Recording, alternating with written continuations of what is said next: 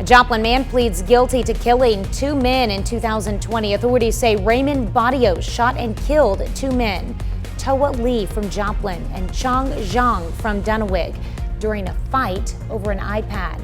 Barrios pled guilty to 2 counts of second-degree murder, first-degree assault, and armed criminal action.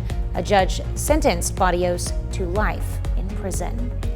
A judge in McDonald County, Missouri, sentenced a Neosho man to prison for tampering with a victim in a felony prosecution.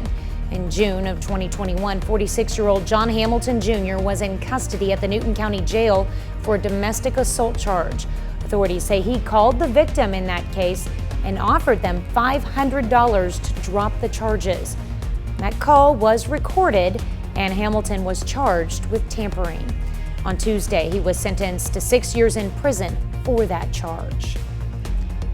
On Tuesday, a Missouri judge dismissed criminal charges against 3 men who were prosecuted after an accident involving duck boats on Table Rock Lake killed 17 people in 2018. The boat sank during a storm over the lake, trapping and killing most of those on board.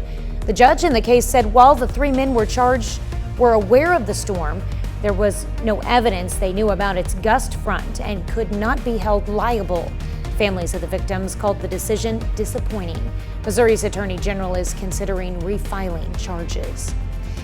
And the Oklahoma House gives final legislative approval to a bill that would make performing an abortion a felony. The bill passed with little discussion and no debate. It now heads to Governor Kevin Stitt, who has indicated he will sign it. The bill makes it a felony to perform an abortion with penalties of up to 10 years in prison and a $100,000 fine. The bill makes an exception only for an abortion performed to save the life of the mother. Similar bills approved by the Oklahoma legislature in recent years have been stopped by the courts as unconstitutional.